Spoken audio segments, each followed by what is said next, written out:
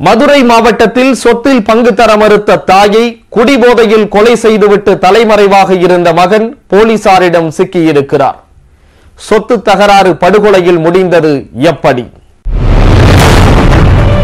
மதுரை மாவட்டம் திருப்பரங்குன்றம் அருகே உள்ள மேலக்குயில்குடி கிராமத்தை சேர்ந்தவர்கள் பம்பையா சிந்தாமணி தம்பதி. இவர்களுக்கு 3 மகன்கள் 3 மகள்கள் என 6 பேர் உள்ளனர். தம்பதியரின் 3வது மகன் வேந்தர் கூலித் தொழில் செய்து வருகிறார். வேந்தருக்கு திருமணமாகி விவாகரத்து பெற்று கடந்த 25 ஆண்டுகளுக்கு மேலாக தாயுடன் வசித்து வருகிறார். வேந்தரின் தந்தை பம்பையா உயிரிழந்த நிலையில் மற்ற பிள்ளைகளுக்கு திருமணமாகி தனி குடித்தனம் சென்று விட்டனர். தாயுடனே வசித்து வந்த வேந்தர் கிடைக்கும் வேலையை செய்து வந்த நிலையில் மதுப்பழக்கத்திற்கு அடிமையானார். சம்பாதிக்கும் சிறு வருமானத்திலும் மது அருந்திவிட்டு அடிக்கடி அனைவரிடத்திலும் தகராறு செய்து வந்துள்ளார்.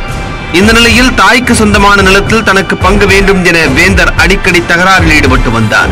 மதுபோதைக்கு அடிமையானதால் குடித்தே சொத்தை அழித்து விடுவாய், அதனால் உனக்கு தர முடியாது என்று சகோதரர்கள் மறுத்து வந்தனர்.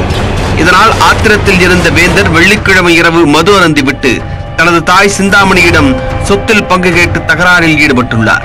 சிந்தாமணி முடியாது என கூறி மறுக்க ஆத்திரத்தில் அருகில் இருந்த கட்டையை எடுத்து சரமாரியாக தாக்கியுள்ளார்.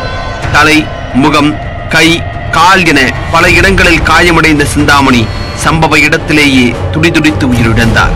மறுநாள் தகவல் அறிந்து விரைந்து வந்த நாகமலை புதுக்கோட்டை போலீசார் வழக்கு பதிவு செய்து வேந்தரை தேடி வந்தனர்.